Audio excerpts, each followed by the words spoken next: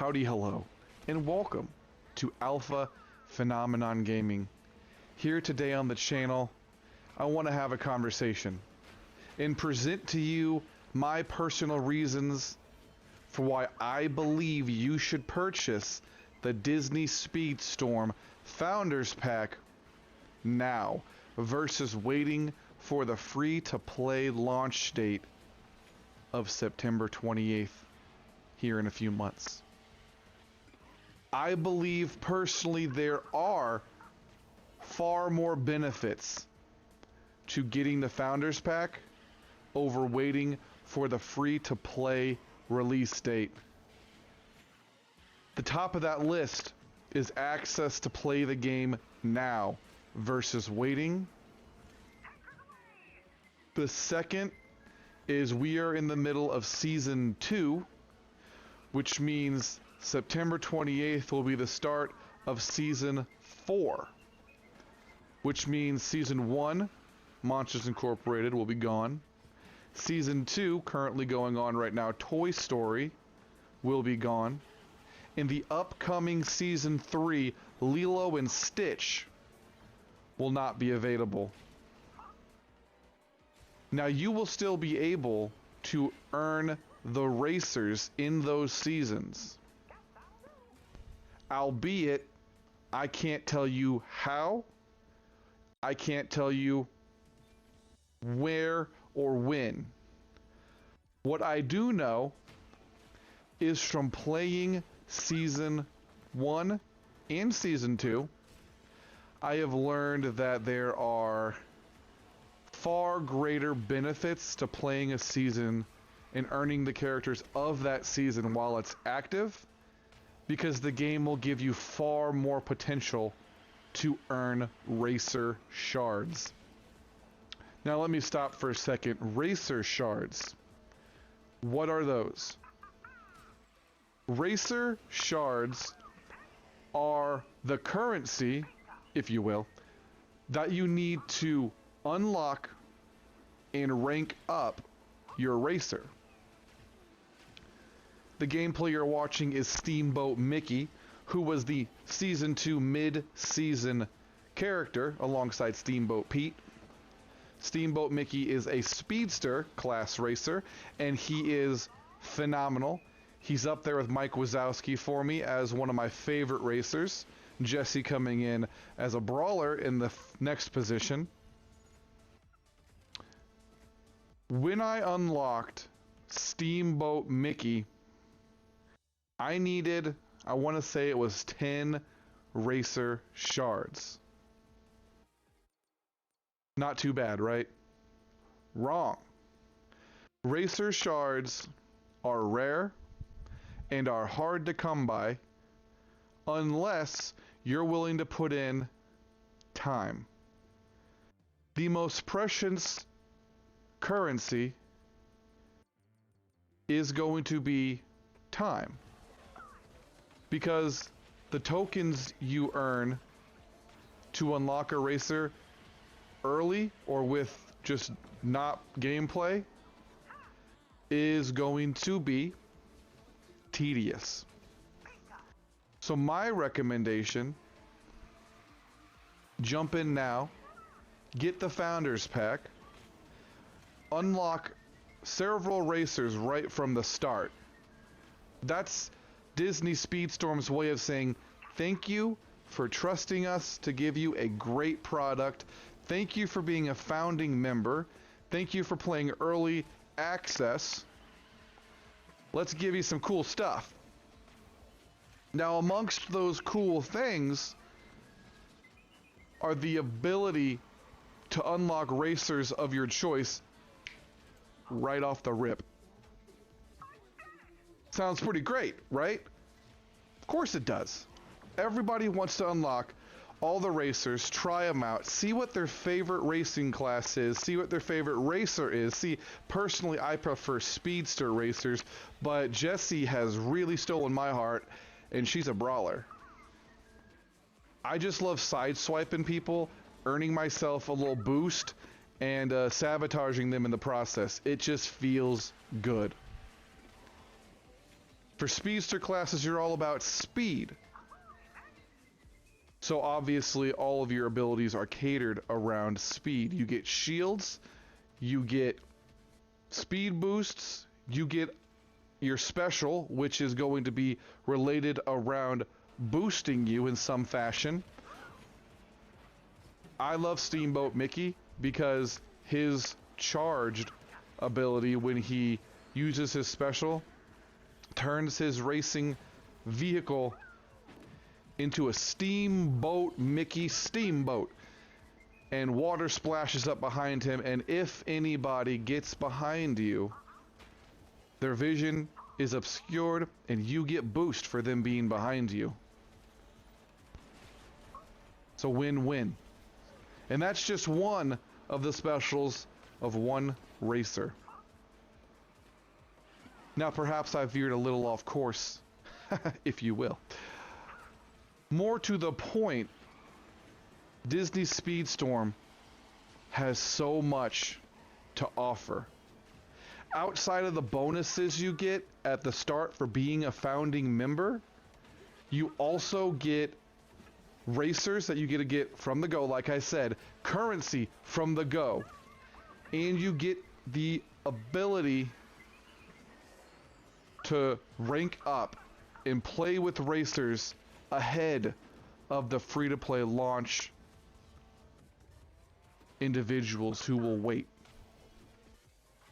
Now, I'm not saying it would be wrong to wait, but based on what I've seen in my time playing Disney Speedstorm,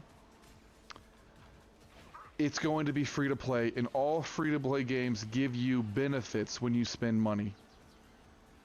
Sure, everything in this game is cosmetic. I can confirm that.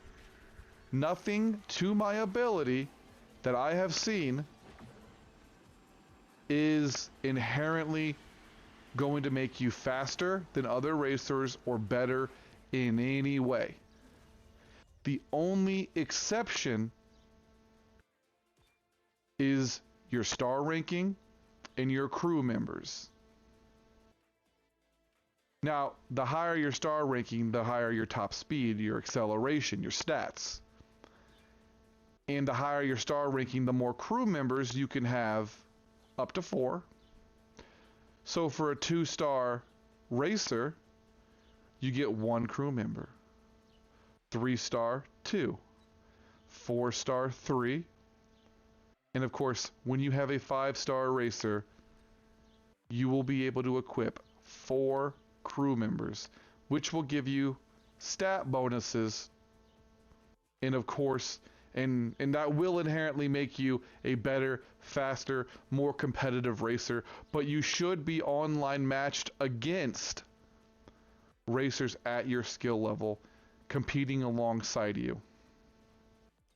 I fully expect the matchmaking to be consistently improved, consistently worked upon, and consistently balanced. The further along the game gets, and the quicker people become 5-star racers. I have never seen a 5-star racer in my time playing the game just yet. Now, we are on Season 2, but I assume by Season 4, when the game goes free to play, there might be some 5-star racers that blow the boots off of you.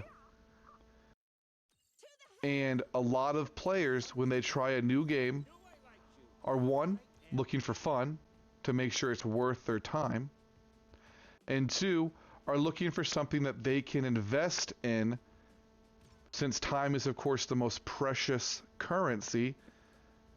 They of course want to make sure that they are giving that up for a worthwhile product.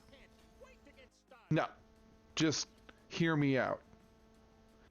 I've put, I want to say, 40 or so hours into the game. I did not play as much Season 1, so I have not unlocked all of the Monsters Incorporated racers. However, Season 2 was Toy Story, which holds a special place in my heart. The original Toy Story film is one of my favorite movies of all time. It just holds a very special place in my heart for that reason. So, I had to jump in.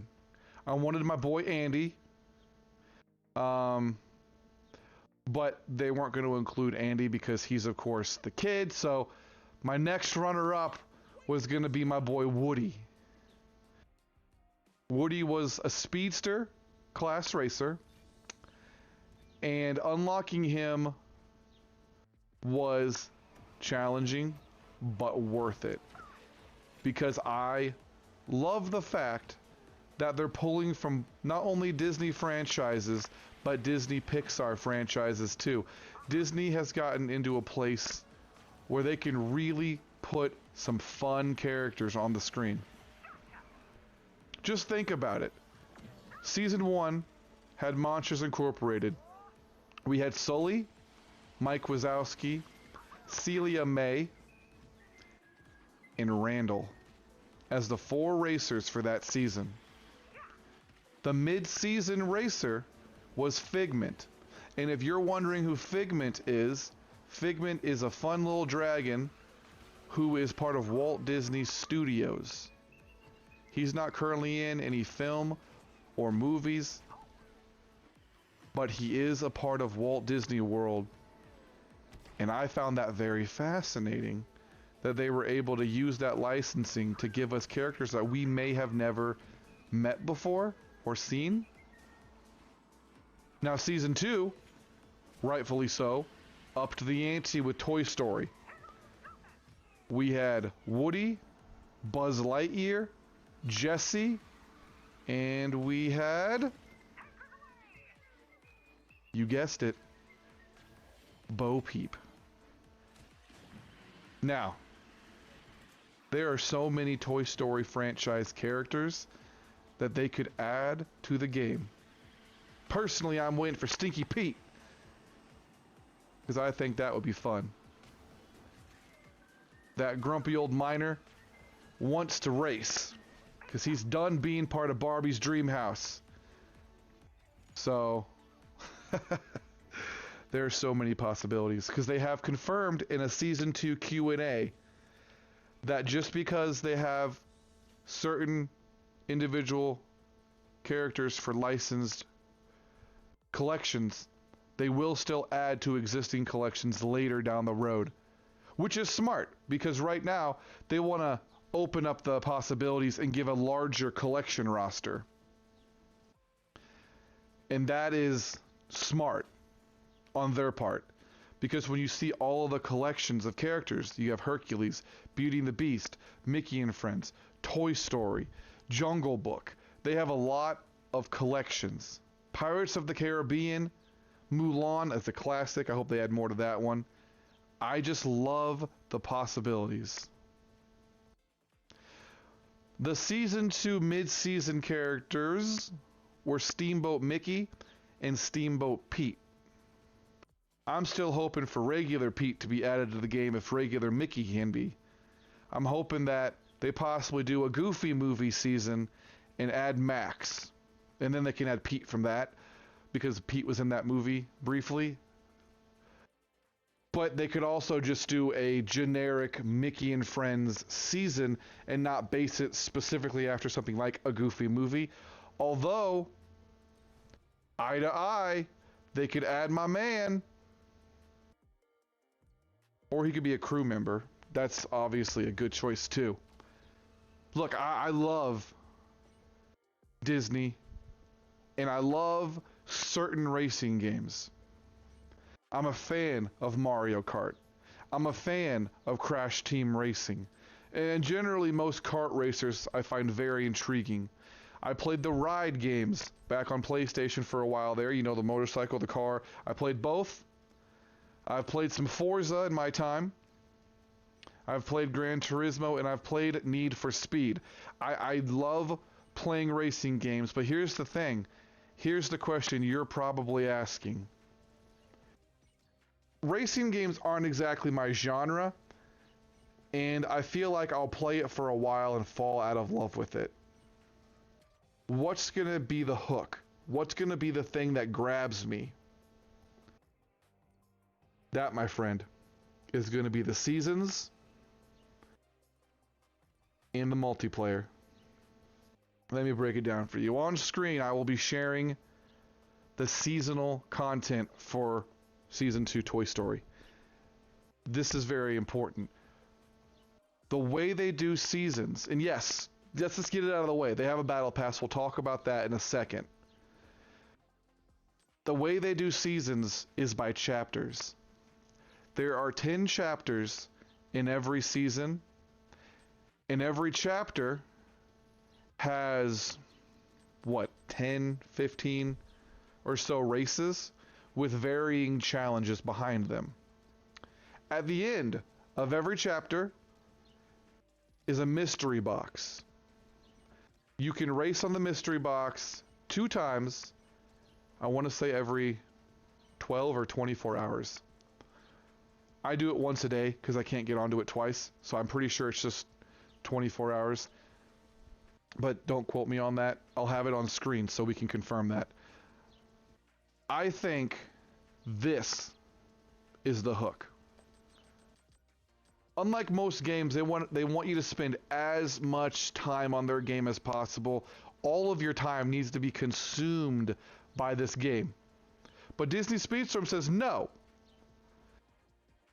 If you're a casual player, you can play for an hour. You can play for 2 hours, and you can call it good and come back tomorrow. If you're big into something like a giant RPG like Diablo 4, and you see the new season looming, and you're like, nah fam, I'm gonna go grind out some Diablo, or you're a big Call of Duty buff like myself, and you're like, I'm gonna go grind out some Call of Duty, go for it. That is your prerogative, and every game has their pull, their hook to get your attention, to get your time. I'm not trying to say that you need to give all of your time to Disney Speedstorm, because it doesn't want you to give all of your time to Disney Speedstorm. What it wants is for you to have fun and to enjoy yourself. Now, I did a podcast about the Season 2 Q&A. I'll try to remember to link that below in the description of the video, because that talked about some of the changes coming in Season 3 and some of the concerns the community has during Season 2 in their Q&A. Personally, I'm quite fond of this format. See, I follow Disney Speedstorm on Discord, and they do a monthly, I wouldn't say a monthly, a seasonally Q&A, where there's a whole community of players who talk about the game, who help each other with the game, who can provide their questions and concerns, and others can answer that. And then the team behind the game can look at some of these and answer them during their Q&A for that season. And one of the things I'll say that stood out to me in Season 3 coming up is they will be adding the ability to purchase some of the currency. This is the biggest draw I had, because when I was playing Disney Speedstorm, when I first bought the basic $30 founder pack, the cheapest one, entry is $30 for founding members for early access, which I highly recommend. Well, I spent my starter currency, and that's the currency you need to unlock some racers. Or if you have a 1-star racer, they give you the option to pay to make it a 2-star racer immediately. That way you unlock the ability to use their special. But I was out of that currency. So what did I do? Nothing. Because there was no way to earn that currency at a rate that would get me anything. However, I don't know if this sale is still going on, but they had a sale on Disney Speedstorm where they slashed some of the prices of the founding packs. They had 3 founding packs. And the $60 founding pack, the deluxe edition, smack in the middle cost, dropped almost half off. It was $35. Now, if you think about what games like Fortnite and Apex and all these free-to-play games charge you for currency in the shop to buy bundles, Call of Duty included, especially Call of Duty. They're egregious with their pricing, and I've been a Call of Duty fan since way back. And I've watched them evolve, and their pricing and their shop has gotten worse and worse every year. $35 to buy the middle edition of the game and get that currency right off the bat, and an additional racer, and 2 unlocked racers at the start on top of your free racer. That alone was worth the cost. Not to mention you get currency alongside it, and the starting circuit is only available for founding members. And that starting circuit gives you currency that will help you immensely in the game. That's actually not bad. I don't want to go on for too long, but have I not convinced you? If you love Disney, you think the game looks fun, you're ready for an exciting time in your life, Disney Speedstorm is the answer.